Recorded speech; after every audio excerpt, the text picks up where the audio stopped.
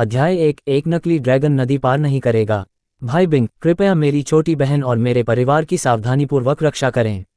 इन 6 वर्षों में आपके साथ रहकर मैं खुद को भाग्यशाली मानता हूँ। आपके साथ अग्नि और जल में सहना मेरे लिए सम्मान की बात है। मुझे कोई पछतावा नहीं है। मुझे कोई पछतावा नहीं है। मरने से पहले अहाना खन्ना ने जो कहा था उसे याद करके ऋषभ मल्होत्रा ने अपनी मुट्ठियां कसकर भींच लीं और रो पड़ा। उसने लॉन्गमेन के जासूस को ढूंढने से पहले अहाना खन्ना के परिवारों की रक्षा करने और अहाना खन्ना के लिए उचित दावा करने का फैसला किया। ऋषभ मल्होत्रा अहाना खन्ना उसे अपना एकमात्र सबसे अच्छा दोस्त मानता था। विमान के सुरक्षित उतरने पर उसने सीट बेल्ट खोली, हाथ में कलश देखकर आह भरी। हम जियांगचेन पहुंच गए हैं, अब तुम घर जाओ पेया, उसने कहा। ऋषभ मल्होत्रा विमान से उतरा, उसके मन में कुछ भारी बोझ था। वह भीड़ में तेजी से चलता हुआ हवाई अड्डे से बाहर निकल गया। अचानक उसे कार के ब्रेक लगने की तेज आवाज सुनाई दी। उसने ऊपर देखा तो एक 50 वर्षीय सफाई कर्मचारी कार के पहिए के पास पड़ा था। उस बूढ़े की कोहनी और चेहरे से खून बह रहा था और उसके एक घुटने पर गहरा जख्म था। सफाई कर्मचारी के बगल में एक शानदार कार खड़ी थी, BMW X5, जिसके एग्जॉस्ट पाइप से अभी भी धुआं निकल रहा था। मशहूर ब्रांड के कपड़े पहने एक युवक सबसे पहले कार से उतरा और उसके पीछे 2 आदमी, जिन्होंने धूप का चश्मा पहना हुआ था, उतरे। उन्होंने उस नौजवान लड़के को मास्टर कहकर पुकारा। छोटे लड़के ने सफाई कर्मचारी की तरफ देखा जो बड़ी मुश्किल से ऊपर चढ़ा था। क्या तुम्हें चोट लगी? छोटे लड़के ने भौहें चढ़ाते हुए पूछा। मैं ठीक हूँ। फटेहाल बूढ़े को देखकर छोटे लड़के को घिन आ गई। ठीक है, अगली बार जरा ध्यान रखना। पता है कैसी कार है? बहुत महंगी है। अगर मेरी कार खराब कर दी तो कर्ज में डूब जाओगे। खुद को बेचकर भी नहीं चुका पाओगे। बूढ़ा आदमी डर गया और उसने अपने शरीर के दर्द को भूलकर उस छोटे लड़के से माफी मांगी। मुझे माफ कर दो। अगली कार में एक जवान लड़की अपनी सेक्सी टांगें फैलाकर उतरी। वह लगभग 23 साल की थी और बेहद खूबसूरत भी। उसका शरीर बेहद आकर्षक था, जिसमें उसके स्तन और नितंब भी शामिल थे, जो उसकी लंबी ड्रेस से ढके हुए थे। उसकी गोरी त्वचा नेकलाइन के नीचे दिखाई दे रही थी और उसका पतला शरीर और लंबी टांगें भी आकर्षक लग रही थीं। वह न केवल सुंदर थी बल्कि आकर्षक भी थी।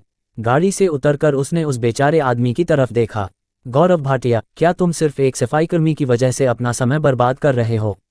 मेरे पिताजी आने का इंतजार कर रहे हैं, उसने अधीरता से कहा। इस बूढ़े की वजह से मैं लगभग सारा काम भूल ही गया।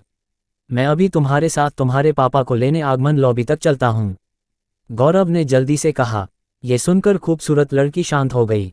मिस, बॉस अभी विमान से उतरेंगे, एक 40 वर्षीय व्यक्ति जिसकी त्वचा का रंग तांबे जैसा था और जो लड़की के पीछे खड़ा था, बोला। मुझे पता है, लड़की ने सिर हिलाते हुए कहा। चलो अब चलते हैं। ऋषभ मल्होत्रा ने भौहें चढ़ाई और तेजी से उनके सामने की ओर बढ़ा। गौरव तेजी से रुका, लगभग ऋषभ मल्होत्रा के शरीर को छूते हुए। ऋषभ मल्होत्रा ने अफ्रीका से लाए हुए मैले कुचले कपड़े पहने हुए थे। उसे देखकर गौरव ने तुरंत उसे नीचा देखा और उसे भी बहुत गुस्सा आया। क्या तुम अंधे हो? एक अच्छे कुत्ते को रास्ते में नहीं आना चाहिए। क्या तुमने इसके बारे में नहीं सुना? ऋषभ ने उस सफाई कर्मचारी की ओर इशारा किया जो गंभीर रूप से घायल हो गया था। इस दुनिया में सबसे जरूरी है जिंदगी। अभी उसका खून बह रहा है। क्या तुम्हें दिखाई नहीं दे रहा? अगर घर पहुंचकर उसे पता चले कि उसे भी अंदर से चोट लगी है तो वो किससे मदद मांगेगा? ऋषभ ने गुस्से से कहा। उसने कहा कि वह ठीक है। आप मुझसे क्या करवाना चाहते हैं? गौरव ने पूछा। मुझे लगता है तुम्हें उसे अस्पताल ले जाना चाहिए, ऋषभ ने कहा। और तुम्हें अपने किए की माफी भी मांगनी चाहिए। वह तुम्हारे पिता जितना बुरा है। तुम उसका इस तरह अपमान कैसे कर सकते हो? मैं समझ गया, तुम सब एक टीम हो। तुम बस एक दुर्घटना का नाटक कर रहे हो और मुझसे पैसे ऐंठ रहे हो, गौरव ने ठंडी मुस्कान के साथ कहा। गौरव ने अपना बटुआ निकाला और उसमें से ढेर सारा पैसा निकाला, फिर मुड़कर जोर से पैसे बूढ़े आदमी के सिर पर दे मारे। पैसे सफाईकर्मी के चारों ओर बिखर गए। वह हैरान रह गया और उसका चेहरा पीला पड़ गया। मेरे पास बहुत ज्यादा पैसा है। डॉक्टर को दिखाने के लिए हजारों युआन काफी हैं। पैसे ले और भाग जा, वरना मैं दूसरों से तेरा काम करवा दूंगा, गौरव ने गर्व से कहा। सफाई कर्मचारी नीचे बैठा और एक एक करके पैसे उठाने लगा। आखिरकार उसने कांपते हुए शरीर से पैसे गौरव को वापस भेज दिए। मैं पैसे नहीं ले सकता। मैं पैसे नहीं ऐंठ रहा हूँ। मैं यहाँ तुम्हारे पैसे लेने नहीं आया हूँ। उसने पैसे तो उठा लिए लेकिन उसका दिल टूट गया। गौरव भाटिया ने बूढ़े के गंदे हाथों को देखा और पैसे झटक दिए। सफाई कर्मचारी बहुत बूढ़ा था और जमीन पर गिर पड़ा। गौरव ने उस पर थूका और उसे घिनौनी गालियां दी। छी, दूर हो जा मेरे पास से, सफाई कर्मचारी। भाड़ में जाए बेचारा। उसके शरीर पर लार और पैसे देखकर सफाईकर्मी हैरान रह गया। उसका चेहरा एकदम पीला पड़ गया था। ऋषभ मल्होत्रा अब और बर्दाश्त नहीं कर सका, जबकि गौरव अभी भी उस बूढ़े आदमी का अपमान कर रहा था। उसे एहसास ही नहीं था कि अब वह खतरे में है। कुछ हजार तुम्हारे लिए काफ़ी हैं, ज्यादा मत मांगना वरना मुसीबत में पड़ जाओगे। लड़की ने अपनी घड़ी देखी। वह कुछ कहने ही वाली थी कि अचानक जो कुछ उसने देखा उससे उसकी बोलती बंद हो गई। ऋषभ ने गौरव के चेहरे पर जोर से मुक्का मारा और अगले ही पल गौरव उछलकर दूर जा गिरा। उसके मुंह से खून की धार फूट पड़ी और उसके कई दांत टूटकर गिर पड़े। वह कितना दुखी था। यह अप्रत्याशित था कि ऋषभ बिना कुछ कहे बल प्रयोग करेगा। गौरव पीछे की ओर उड़ रहा था, इससे पहले कि उसके दो रक्षकों को पता चलता कि क्या हो रहा है। वे उसी समय ऋषभ से टकराए, लेकिन हवा में उछल गए और उनके सिर आपस में टकरा गए, जिससे वे बेहोश हो गए। ऋषभ मल्होत्रा गौरव भाटिया के सामने खड़ा हो गया और झुककर उसकी तरफ देखने लगा। हमें तुम्हारे पैसों की ज़रूरत नहीं है। अगर उस बूढ़े को कुछ हो जाए तो मैं इलाज का खर्च उठा सकता हूँ, लेकिन हमें तुम्हारी माफ़ी चाहिए। तुम्हें अभी उससे माफ़ी मांगनी चाहिए। गौरव भाटिया खड़े होने की कोशिश कर रहा था। उसके कई दांत गिर गए थे, इसलिए उसने जो कहा वो समझ नहीं आ रहा था। भाड़ में जाओ, इसके बारे में सोचना भी मत। जानते हो मैं कौन हूँ? मैं जियांगचेंग में जी परिवार का युवा स्वामी हूँ। परिवार का स्वामी मेरे पिता हैं। तुम मर जाओगे। ऋषभ मल्होत्रा ने हल्की सी आह भरी, चमड़े के जूतों से अपने घुटनों को कुचला और गौरव के मुंह से एक भयंकर चीख सुनी। गौरव घुटने के पैन के टूटने के कारण घुटनों के बल बैठ गया और दर्द के मारे लगभग बेहोश हो गया। ऋषभ मल्होत्रा ने गौरव भाटिया का दूसरा पैर दबाया और उसे शांति से देखा।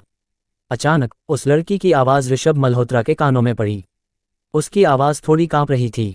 रुको, क्या तुम जानते हो कि वह कौन है? ये सुनकर ऋषभ हंसा। जरूर, वह इसी शहर के जेड परिवार से है और जी परिवार के बड़े बॉस का बेटा है। लड़की चौंक गई। उसे याद आया कि गौरव ने पहले भी यही कहा था, लेकिन यह आदमी जरा भी नहीं डरा, जबकि उसे पता था कि गौरव कौन है। लड़की को एहसास हुआ कि मामला कितना गंभीर हो गया है। तो तुम कौन हो? उसने पूछा। मैं दूसरे शहर से आया एक साधारण आदमी हूँ। ये सुनकर लड़की को राहत मिली और उसने सिर हिलाया। फिर वह फिर से घमंडी हो गई। क्या तुम्हें पता है कि बड़े घराने के किसी व्यक्ति को नाराज करने पर एक साधारण आदमी को क्या सज़ा मिलती है? तुम तो एक मामूली आदमी हो सकता है तुमने मुझसे झूठ बोला हो और तुम सचमुच किसी दूसरे शहर में एक बड़े आदमी हो, लेकिन तुम्हें एक कहावत तो सुननी चाहिए थी। क्या कह रहे हो? ऋषभ ने पूछा। एक मजबूत अजगर किसी अन्य स्थान से आए मजबूत सांप को नहीं काटेगा। ऋषभ मल्होत्रा ने उसे सिर हिलाया और अपने दाहिने पैर से कुचल दिया। गौरव एक भयानक चीख के साथ बेहोश हो गई। ऋषभ के कुचलने से न सिर्फ गौरव बेहोश हो गया, बल्कि लड़की का आत्मसम्मान और आत्मविश्वास भी चकनाचूर हो गया। ऋषभ मल्होत्रा ने मुड़कर उस खूबसूरत लड़की को देखा। उसकी आंखें असाधारण रूप से शांत थीं, बिल्कुल भी आक्रामक नहीं। लेकिन उसकी शांत आंखों से दूसरों को एहसास हुआ कि वह दिल से बहुत मजबूत और आत्मविश्वासी है। मुझे लगता है आपने भी एक कहावत सुनी होगी। क्या कह रहे हो? लड़की ने गुस्से से पूछा। नकली ड्रैगन नदी पार नहीं करेगा। यह कहकर ऋषभ मल्होत्रा उस सुंदर लड़की को अनदेखा कर, जो स्तब्ध थी, बूढ़े आदमी के पास गया, एक एक करके पैसे उठाए और उन्हें बूढ़े आदमी को दे दिए। सर चलिए, मैं आपको अस्पताल ले चलता हूँ, उसने कहा। सफाईकर्मी ने पैसे पकड़े रखे और उसकी आंखों में आंसू आ गए। नहीं, तुम्हें मेरे लिए ऐसा करने की ज़रूरत नहीं है, उसने सिर हिलाते हुए कहा। चलो चलें, मैं तुम्हें अस्पताल ले जाकर चेकअप करवाता हूँ। मुझे जानना है कि तुम्हें गंभीर चोट लगी है या नहीं। ऋषभ ने उस आदमी के शरीर को सहारा दिया और जाने के लिए तैयार हो गया। तुम्हारा नाम क्या है? लड़की ने अचानक उससे पूछा। ऋषभ मल्होत्रा का शरीर थोड़ा कांप उठा और उसने गर्व और आत्मविश्वास से उसे जवाब दिया। ऋषभ मल्होत्रा, उसने दृढ़ता से कहा। ऋषभ मल्होत्रा और सफाईकर्मी के चले जाने के बाद लड़की के पीछे खड़ा तांबे जैसी त्वचा वाला अधेड़ आदमी अचानक आह भरता हुआ बोला, मिस, वह लड़का बहुत ही दुष्ट था। मुझे डर है कि जी परिवार के युवा मालिक को उन दो बदमाशों की वजह से लगभग आधे साल तक बिस्तर पर पड़े रहना पड़ेगा। लड़की ने पलटकर अधेड़ उम्र के आदमी को असंतुष्ट भाव से देखा। अंकल ली, आपने अभी गौरव भाटिया की मदद क्यों नहीं की? हालांकि वह बच्चा जी परिवार के सदस्यों को पीट रहा था। गौरव हमारे साथ है, उसे पीटना हमारे ये परिवार के लिए अपमान की बात है। अंकल ली ने बनावटी मुस्कान के साथ सिर हिलाया। मैं नहीं चाहता कि तुम मुसीबत में पड़ो। वह आदमी बहुत ताकतवर है, मैं उसे हरा नहीं सकता। लड़की उसकी बात सुनकर दंग रह गई। अंकल ली वाकई एक महारथी थे, गौरव के दोनों पहरेदारों से कहीं ज्यादा ताकतवर। लेकिन उन्होंने कहा कि वे ऋषभ मल्होत्रा को नहीं हरा सकते। अंकल ली ने ऋषभ मल्होत्रा को देखा जो बेचैनी से जा रहा था। और हाँ, मुझे उसके शरीर पर खून की गंध भी आ रही है। उसने जरूर एक से ज्यादा लोगों को मारा होगा। मैडम, मुझे लगता है कि आपको ऐसे आदमी से दूर ही रहना चाहिए, अंकल ली ने डरते हुए कहा। लड़की के लिए यह अप्रत्याशित था कि अंकल ली ऋषभ के बारे में इतना अच्छा सोचते थे। वह सोच रही थी कि उसके अंकल ने ऐसा क्यों कहा। इस समय उसने परिवार की प्रतिष्ठा की समस्याओं को नज़रअंदाज कर दिया और एक मजबूत महिला में जो महत्वाकांक्षा और समझदारी होनी चाहिए वह दिखाए। उसने पीछे मुड़कर गौरव को देखा, जो बेहोश हो गया था, और जी परिवार के 2 अंगरक्षकों को भी। उन्हें अस्पताल ले जाने के लिए आदमी भेजो। हमें पहले मेरे पिता को लेना होगा। मैं अंकल जी को खुद इस बारे में बताऊंगी, उसने एक धूर्त मुस्कान के साथ कहा।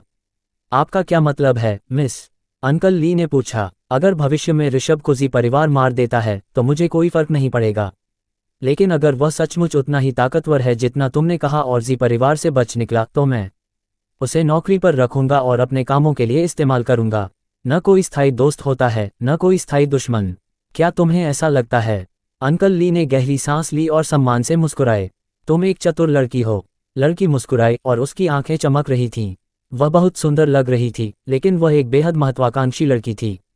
हम उसकी आंखों से ये देख सकते थे। गौरव तो बस एक प्लेबॉय था, लेकिन ये लड़की दिखने में बहुत खूबसूरत और एक असली ताकतवर इंसान थी।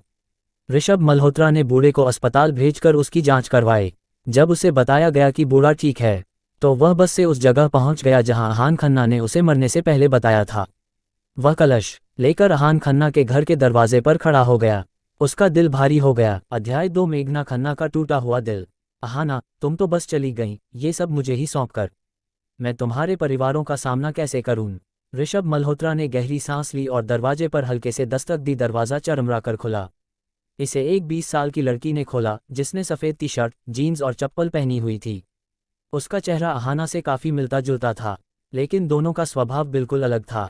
अहाना उत्साहित थी, जबकि यह लड़की थोड़ी उदासीन थी। ऋषभ मल्होत्रा ने इस युवा लड़की को देखा और पूछा, क्या आप मेघना खन्ना हैं? आप कौन हैं? सुंदर आंखों वाली लड़की ने सतर्कता से ऋषभ मल्होत्रा को देखा, जो एक सैनिक की तरह दिख रहा था, और उसने दूर से आए एक अजनबी से बात करने से इनकार कर दिया। ऋषभ मल्होत्रा बहुत दुखी था और उसे लगा जैसे उसकी छाती पर कुछ दबाव पड़ रहा है। उसने गहरी सांस ली और कहा, मैं अहाना का लीडर हूँ, उसका सबसे अच्छा दोस्त और साथी भी। ये सुनकर मेघना का चेहरा अचानक बदल गया और उसने तुरंत दरवाजा बंद कर दिया और ऋषभ को अंदर आने से रोकने की कोशिश की। ऋषभ मल्होत्रा को यह उम्मीद नहीं थी कि मेघना ऐसा करेगी। आश्चर्य से उसने दरवाज़ा बंद होने से रोका और जोर से बोला, मैं सच में तुम्हारी बहन का दोस्त हूँ। तुम क्या कर रहे हो? अब यहाँ से निकल जाओ। मेरी कोई बहन नहीं है, मेघना ने भावुक होकर कहा। अपने हाथ हटाओ, वरना मैं पुलिस बुलाऊंगी। अगर तुम पुलिस को भी बुलाओगी तो भी मैं तुम्हें इसके बारे में बताऊंगा।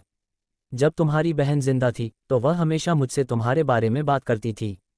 जब तुम जूनियर हाई स्कूल में थे तो एक लड़का तुम्हें रोज घर भेजना चाहता था, लेकिन तुम्हारी बहन उसे पीटती थी। तुम्हें सबसे ज्यादा पसंद है ओस्मानथस जेली और सबसे ज्यादा पसंद है दूध वाली चाय। ऋषभ मल्होत्रा को लगा कि उसने अपनी पकड़ ढीली कर दी है और वह बढ़त बनाए हुए आगे बढ़ता रहा। उसने मुझे ये भी बताया कि तुम ही वो इंसान हो जिसे वह इस दुनिया में सबसे ज्यादा प्यार करती है। हालांकि तुम मुझसे छोटे हो, तुम मुझसे कहीं ज्यादा चीजें समझते हो। तुम समझते हो कि माता पिता और अपने घर की देखभाल कैसे करनी है। जब वो तुम्हारे बारे में बात कर रही थी तो मैं उसकी आंखों में ये देख सकता था। तुम उसके दिल में बहुत अहमियत रखते हो, पर तुमने कहा था कि तुम्हारी कोई बहन नहीं है। क्या तुम्हें पता है कि अगर वो ये सुनेगी तो उसे कितना दुख होगा? मेघना खन्ना ने अचानक फिर से दरवाज़ा खोला और अपने कोमल और छोटे हाथों से ऋषभ मल्होत्रा को घर के अंदर खींच लिया। ऋषभ को एक कमरे में घसीटा गया। उसके पास जूते उतारने का भी समय नहीं था। कमरा छोटा होने के बावजूद साफ सुथरा था और सभी जरूरी चीजें मौजूद थीं। पलंग के ऊपर वाली दीवार पर एक शादी की तस्वीर लगी थी। ऋषभ ने अंदाजा लगाया कि यह उसके माता पिता की तस्वीर होगी, लेकिन दीवार के दूसरी तरफ एक श्वेत श्याम तस्वीर लगी थी, जिसे देखकर उसे बुरा लगा। मेघना खन्ना ने बिस्तर की ओर इशारा करते हुए उसे समझाया। उसकी आंखें आंसुओं से भर आईं। यह मेरे माता पिता का कमरा है। वे कई सालों से इस पर सो रहे थे, लेकिन 2 महीने पहले इस पर सिर्फ एक ही व्यक्ति सो सकता था, क्योंकि मेरे पिताजी की एक कार दुर्घटना में मृत्यु हो गई थी। वह मरने से पहले मेरी बहन से मिलना चाहते थे, लेकिन हम उससे संपर्क नहीं कर पाए। मेरे पिताजी ने मरते समय अपनी आंखें भी नहीं बंद की थीं। क्या तुम्हें ये पता है? उसके शब्द ऋषभ मल्होत्रा के दिमाग में फूट पड़े और उसे पहले से भी ज्यादा अपराधबोध हुआ। 2 महीने पहले वह अफ्रीका में ड्रैगन गेट के सदस्यों के साथ एक कार्य कर रहा था। नियमों के अनुसार परिवार के सदस्यों को उजागर न करने के लिए वे मिशन के दौरान उनमें से किसी से भी संपर्क नहीं कर सकते थे। इसलिए अहाना खन्ना को अपनी मृत्यु तक ये पता नहीं चला कि उसके परिवार के साथ क्या हुआ था। मेघना खन्ना ने अपने आंसू रोके और ठंडी हंसी। क्या तुम समझ रहे हो कि मैं अब उससे नफरत क्यों करती हूँ? उसे हमारे देश ने तब चुना था जब वह कॉलेज में थी। उसने 5 सालों में हमें सिर्फ 2 बार फ़ोन किया है और सिर्फ 2 बार ही वापस आई है। जब वह घर पर होती थी तो सिर्फ 2 रातें हमारे साथ बिताती थी। वह हमसे बात करने के लिए फिक्स्ड लाइन टेलीफोन का इस्तेमाल करती थी और उसने हमारे लिए अपना मोबाइल नंबर भी नहीं छोड़ा। हम उसे समझ सकते हैं और जानते हैं कि उसने हमारे देश के लिए ये सब त्याग दिया। जब उसका चयन हुआ तो हमें भी बहुत गर्व हुआ। लेकिन कोई भी व्यक्ति चाहे कितना भी महान क्यों न हो, अपने परिवार को नज़रअंदाज नहीं कर सकता। वह हमारे माता पिता को भी भूल गई। जब मेरे पिताजी का कार एक्सीडेंट हुआ था तब वह कहाँ थी? जब मेरे पिताजी उसे आखिरी बार देखना चाहते थे तब वह कहाँ थी? मुझे परवाह नहीं कि आपकी नौकरी कितनी खास है। मुझे सबसे ज़्यादा इस बात ने प्रभावित किया कि जब वो जिंदा थी तो उन्हें हमारी कोई परवाह नहीं थी। मेरे पिताजी मरने से पहले अपनी आंखें बंद करने को तैयार नहीं थे, बस उन्हें देखना चाहते थे। ये सोचकर मैं उन्हें हमेशा के लिए माफ़ नहीं कर पाऊंगी। ऋषभ मल्होत्रा ने गहरी सांस ली और निराश हो गया। तुम मुझसे नफरत करते हो, मैं तुम्हारी बात समझ सकता हूँ, लेकिन वो चली गई है। सब कुछ भूल जाना चाहिए। मेघना खन्ना का शरीर कांप उठा और उसकी नज़र ऋषभ मल्होत्रा के चेहरे से हटकर उसके हाथ में रखे कलश पर पड़ी। उसका चेहरा पीला पड़ गया और उसने कई बार मुंह खोला और बोलने की कोशिश की। तुम झूठे हो, तुम कौन हो? तुम मुझसे झूठ बोल रहे हो, उसने स्पष्ट आवाज में कहा। वह कितनी छोटी थी, लेकिन उसे कितनी बुरी चीज़ों का सामना करना पड़ा। मेघना खन्ना को अचानक खुद से नफरत हो गई क्योंकि उसे इस वक्त यहाँ आकर उसे ये सब नहीं बताना चाहिए था। हालांकि पछताने के लिए बहुत देर हो चुकी थी। उसने मेघना खन्ना की तरफ देखा और आगे कुछ कहने से हिचकिचाया। वह 5 दिन पहले अफ्रीका में एक मिशन पर थी। बदकिस्मती से वह इस दुनिया से जाने से पहले उसने मुझसे अपनी अस्थि भस्म घर ले जाने को कहा था और उसने मुझे तुम्हारे घर का पता भी बताया था। मेघना खन्ना का गला रुंध गया था और वह कुछ भी नहीं बोल पा रही थी। उसकी आंखों से आंसू बह निकले। वह इतनी दुबली पतली थी, फिर भी उसने गुस्से से भरे शेर की तरह ऋषभ मल्होत्रा को जोर से धक्का दिया और उस पर इतनी ऊंची और पागल आवाज में चिल्लाई कि कोई भी निराश हो सकता था। मुझे इस पर विश्वास नहीं हो रहा। मैं इन सब पर विश्वास नहीं करती। मैं इस पर हमेशा विश्वास नहीं करूंगी। मेघना खन्ना ने उसे फिर जोर से धक्का दिया, लेकिन वह उसे चोट न पहुंचाने के लिए उसे रोक नहीं सका। नतीजतन उसे पीछे हटना पड़ा जब तक कि उसका शरीर दीवार से नहीं छू गया। वह अब और पीछे नहीं हट सकता था। तुम बहुत बड़े झूठे हो। मेरी बहन अभी भी जिंदा है। मेघना खन्ना रो रही थी और ऋषभ मल्होत्रा की आंखें भी लाल हो गईं। उसने अपना सिर नीचे किया और संदूक से एक पत्र निकाला। यह अहाना खन्ना ने मरने से पहले लिखा था। मेघना खन्ना ने उसे ले लिया, उस पर एक नज़र डाली और फिर बेहोश होकर गिर पड़ी। लेकिन समय रहते उसे ऋषभ मल्होत्रा ने अपनी बाहों में थाम लिया। अहाना खन्ना ने अपने परिवार से माफ़ी मांगी और अपनी बहन को अपने माता पिता के साथ चलने को कहा। इतने लंबे समय तक अलग रहने के बावजूद मेघना खन्ना ने पहली नज़र में ही अपनी बहन की लिखावट पहचान ली। ऋषभ मल्होत्रा ने उसे कसकर गले लगा लिया, उसके कांपते कोमल शरीर को महसूस करते हुए मानो उसे लग रहा था कि उसका दिल लगभग टूट गया है। वह लगभग रो पड़ा, लेकिन उसने दृढ़ता से कहा, मेघना, तुम्हें मुझ पर विश्वास करना होगा। हालांकि तुम्हारी बहन जीवित नहीं है, मैं तुम्हारे परिवार की देखभाल करने में उसकी मदद करूंगा। मैं कसम खाता हूं कि मैं ये करूंगा। लिविंग रूम में फ़ोन लगातार बज रहा था। मेघना अभी भी ऋषभ की बाहों में रो रही थी, लेकिन ये सुनकर मेघना ने उसे धक्का दिया और लड़खड़ाते हुए कमरे की ओर दौड़ी। ऋषभ ने आह भरी और उसके पीछे पीछे चला गया। एक अधेड़ उम्र की महिला जो थोड़ी परेशान लग रही थी, फ़ोन पर बात कर रही थी। मेघना, अभी यहाँ आओ। हमारा किनारा टूट गया है। तुम्हारी माँ को फिर से दिल का दौरा पड़ रहा है। मुझे नहीं लगता कि वो इसे संभाल पाएंगी। फ़ोन पर आए आवाज़ ने उसे लगभग बेहोश कर दिया। इन सालों में उसके परिवार की आर्थिक स्थिति लगातार बेहतर होती गई और फिर उसकी माँ ने एक नूडल रेस्टोरेंट खोला। रेस्टोरेंट का खाना ज़्यादा से ज़्यादा लोगों को पसंद आने लगा और उन्होंने खूब पैसा कमाया। फिर उन्होंने रेस्टोरेंट को यूनिवर्सिटी टाउन में स्थानांतरित कर दिया। अपने पिता के निधन के बाद उसे अपनी माँ के हृदय रोग की चिंता होने लगी, इसलिए उसने अपनी माँ से घर पर रहने के लिए कहा। लेकिन उसकी माँ ने उसकी सलाह सुनी कर दी। ज़रूरत न होने पर रेस्टोरेंट का कर्मचारी उसे फ़ोन भी नहीं करता था। ऐसा लग रहा था कि हालात और भी बदतर हो गए हैं। ऋषभ मल्होत्रा ने फ़ोन पर सारी बातें साफ साफ सुन लीं। मेघना दरवाज़ा बंद किए बिना ही पागलों की तरह घर से बाहर भागी। ऋषभ उसे बचाने की कोशिश करते हुए जल्दी से उसके पीछे पीछे गया। ब्लॉक से बाहर भागते हुए मेघना ने तुरंत एक टैक्सी बुलाई। ऋषभ को उसमें बैठना था, लेकिन उसे धक्का देकर बाहर निकाल दिया गया। उसके पास एक और टैक्सी बुलाने के अलावा कोई चारा नहीं था। हमारे आगे वाले के पीछे चलो, कहीं खो न जाओ, उसने ड्राइवर से कहा। ठीक है, मैं समझ गया। क्या हो रहा है? क्या तुम झगड़ रहे हो? ऋषभ मल्होत्रा का मूड खराब था, इसलिए उसने ड्राइवर को घूरा। ड्राइवर डर गया और चुप होकर कार के पीछे चल पड़ा। नूडल रेस्टोरेंट विश्वविद्यालय के पास था। व्यवसाय के कारण वहां पहले से ज्यादा छात्र थे। जब ऋषभ उसके घर पहुंचा तो मेघना खन्ना रेस्टोरेंट में मदद करने ही वाली थी। लेकिन अब रेस्टोरेंट बर्बाद हो चुका था और अंदर कोई ग्राहक नहीं था। ऋषभ मल्होत्रा पहुंची और देखा कि मेघना जमीन पर उकड़ू बैठी रो रही थी और जोर जोर से चिल्ला रही थी, माँ रुको, चलो माँ, एम्बुलेंस जल्द ही आ जाएगी। एक 50 साल की औरत जमीन पर लेटी हुई थी। उसने आम लोगों जैसे कपड़े पहने थे और कमर पर एप्रन बांधा हुआ था। उसकी दोनों बेटियां भी उसकी तरह ही दिखती थीं, लेकिन अब उसका चेहरा पीला पड़ गया था और उसकी सांसें लगभग रुक सी गई थीं। ऐसा लग रहा था कि वह मर जाएगी। ऋषभ मल्होत्रा ने कभी सोचा भी नहीं था कि मेघना की मां गंभीर रूप से बीमार हैं। अगर वह समय पर नहीं पहुंचती तो एम्बुलेंस आने से पहले उसकी मां बच नहीं पाती। उसके मन में उस उपद्रवी के प्रति जानलेवा इरादा था। उसने मेघना से कहा, अपनी मां मुझे दे दो। क्या आप बीमारी का इलाज कर सकते हैं? मेघना ने तनाव से पूछा।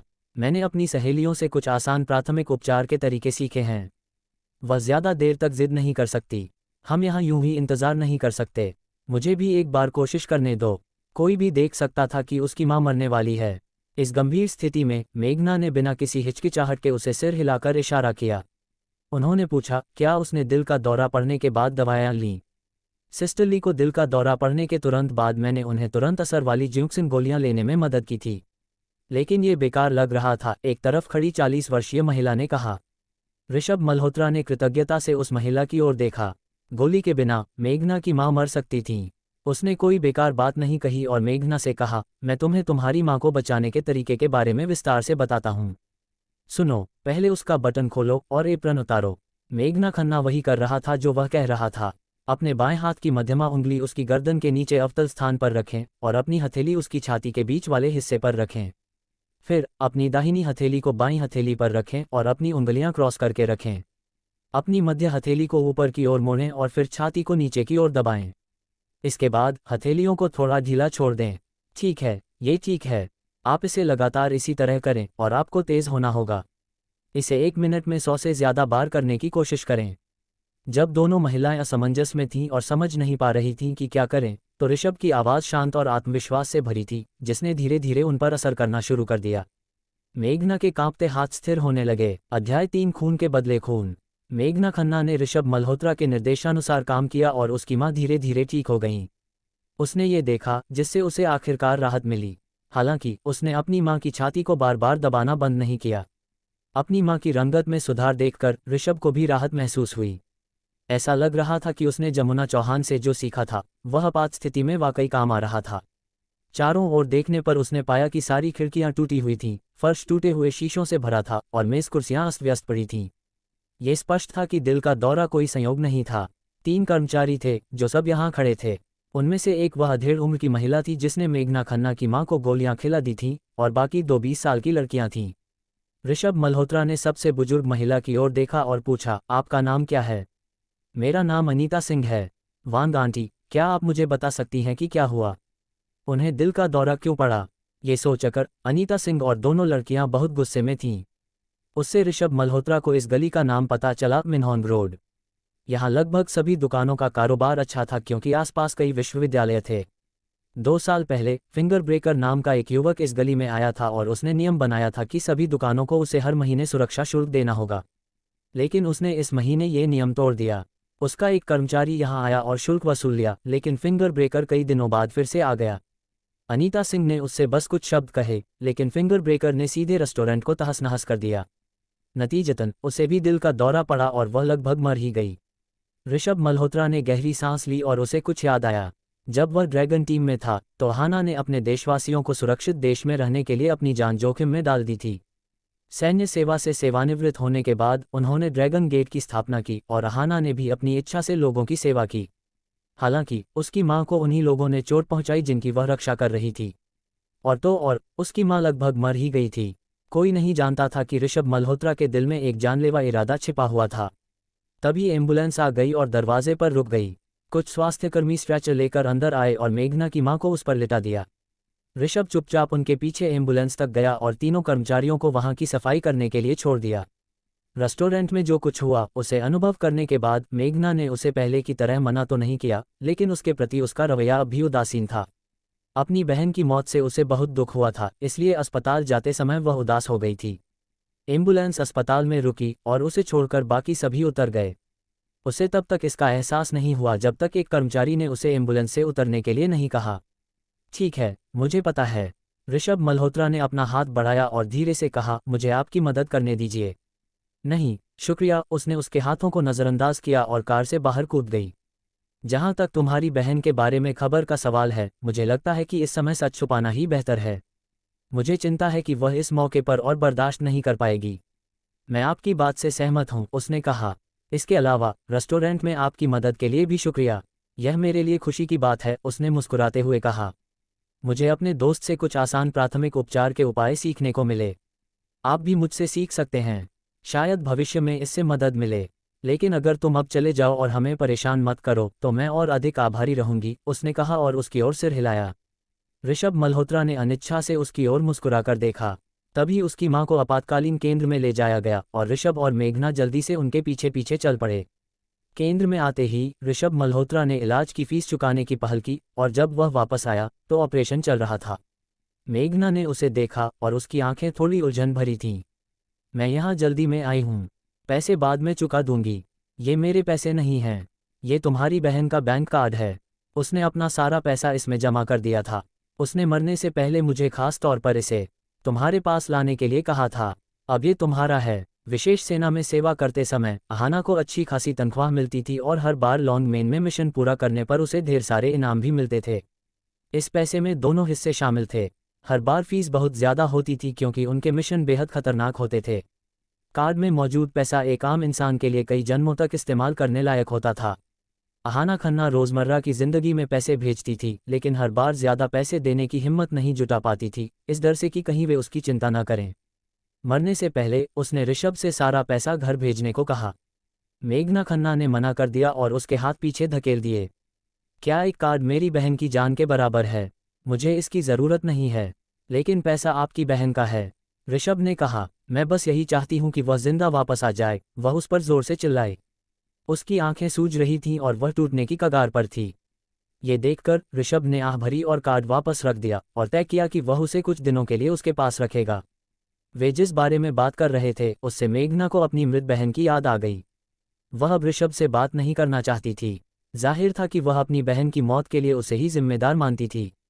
ऋषभ चुपचाप बेंच पर बैठा था जबकि मेघना इमरजेंसी रूम के दरवाजे पर इधर उधर टहल रही थी। लगभग 1 घंटे बाद दरवाज़ा अंदर से खुला और प्रभारी डॉक्टर बाहर आए। उन्होंने मास्क उतारा और गहरी सांस ली। मरीज का परिवार कौन है? उन्होंने पूछा। मैं उसकी बेटी हूँ। हमने समय रहते उसकी जान बचा ली। इसके अलावा आपने जो किया वह सही था। मरीज अब सुरक्षित है। मेघना खन्ना ने गहरी सांस ली और महसूस किया कि उसके दिल का पत्थर आखिरकार जमीन पर गिर गया। बहुत बहुत शुक्रिया डॉक्टर, उसने कृतज्ञता से कहा। लेकिन हमें उसके शरीर में कुछ असामान्य चीज़ मिली। ये सुनकर मेघना खन्ना का चेहरा एकदम से पीला पड़ गया। वह पूछने ही वाली थी कि क्यों, लेकिन डॉक्टर ने रोक दिया। ज्यादा चिंता मत करो, इस दौरान हम पूरी जांच करेंगे। मेघना खन्ना ने आभार व्यक्त किया और उसकी मां को ऑपरेशन कक्ष से बाहर ले जाया गया। ऋषभ मल्होत्रा और उसकी बेटी के पास से गुजरते हुए उसने उस छोटे लड़के की तरफ देखा और हल्के से उसके लिए शुक्रिया कहा। अगली बार उसे वार्ड में ले जाया गया। नर्स ने उनकी तरफ देखा और मेघना से पूछा, क्या वह तुम्हारा बॉयफ्रेंड है? मरीज को अभी अभी बचाया गया है और उसे अब आराम की ज़रूरत है। तुम में से सिर्फ एक को आज रात उसके साथ रहना होगा। मेघना खन्ना को थोड़ी शर्मिंदगी महसूस हुई और वह उन दोनों के रिश्ते के बारे में बताना चाहती थी, लेकिन ऋषभ मल्होत्रा पहले बोल पड़ा। तो मैं पहले जाऊंगा, अगर कुछ हुआ तो मुझे फ़ोन कर देना।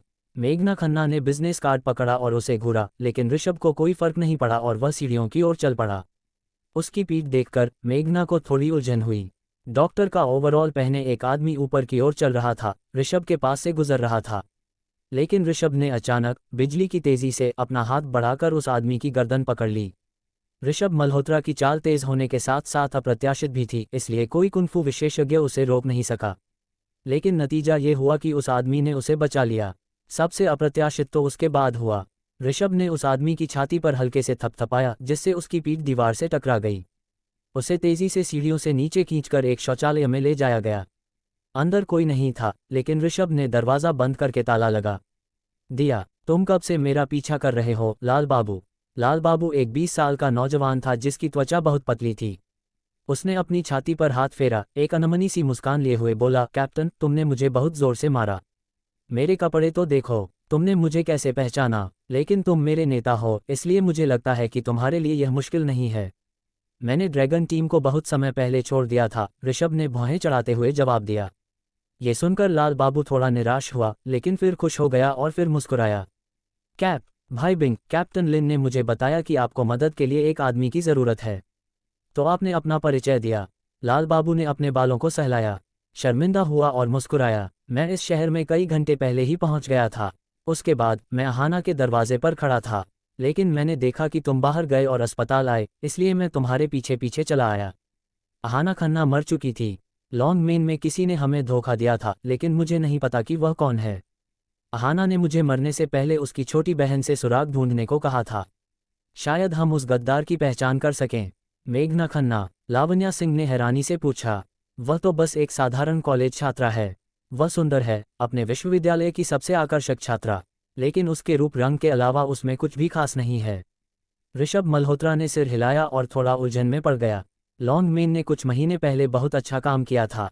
सोमालिया जाने से पहले मैंने अनुमान लगाया था कि यह मिशन पूरा करना ज़्यादा मुश्किल होगा, लेकिन जो अप्रत्याशित था वह यह था कि कोई छिपा हुआ व्यक्ति मेरी हर योजना को जान सकता था। बाद में एक आदमी ने चुपके से अहाना से संपर्क किया और उसे बताया कि लॉन्ग मेन में एक गद्दार है। इसलिए अहाना उस आदमी से मिलने गई, लेकिन उनमें से 2 अचानक मारे गए। जब मैं पहुंचा तो अहाना मरने वाली थी और वह आदमी मर चुका था। सौभाग्य से उस आदमी ने अहाना को बताया था कि गद्दार का सबूत मेघना के पास है, लेकिन मेघना खुद यह नहीं जानती। तो तुम इसके लिए यहाँ आए हो? लावण्या सिंह ने पूछा। 2 कारण। पहला, मुझे मेघना के गद्दार को ढूंढना होगा। दूसरा, हत्यारे को ढूंढने से पहले मुझे उसकी अच्छी तरह से रक्षा करनी होगी। लेकिन मैं हर समय उसके साथ नहीं रह सकता, इसलिए मैं चाहता हूं कि तुम उसकी गुप्त रूप से रक्षा करो। मैं प्रभारी हूं और तुम चुपके से मेरी मदद करो। अगर कोई मुसीबत आए तो तुम्हें मुझे तुरंत सुधारना होगा। मुझे समझ आ गया, लावण्या सिंह ने आंखों में आंसू भरकर फिर भी मुस्कुराते हुए कहा। मैं आपके व्यक्तिगत आकर्षण के कारण लॉन्ग मेन में शामिल हुई। मैं आपको अपना भाई मानती हूँ और अहाना को अपनी बहन। आप दोनों ने सेना छोड़ दी थी और मैं आपके साथ जाना चाहती थी, लेकिन आपने मना कर दिया। अब वह जीवित नहीं थी। मुझे हत्यारे को ढूंढने और उसका बदला लेने की पूरी कोशिश करनी चाहिए।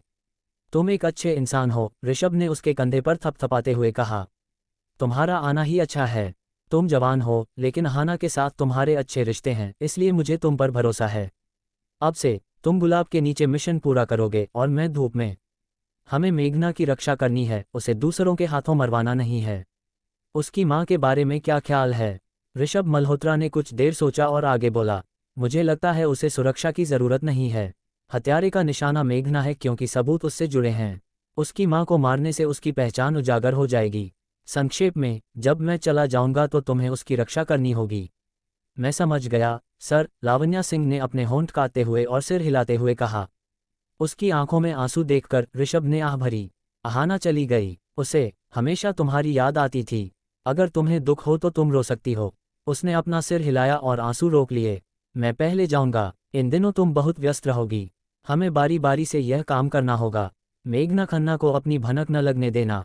जब ऋषभ मल्होत्रा टॉयलेट से बाहर निकल रहा था तो उसने अंदर से सिसकियां सुनी। दरवाज़ा बंद था। ये बच्चा, मैं तुम्हें ज़्यादा देर तक निराश नहीं करूंगा। खून का बदला खून।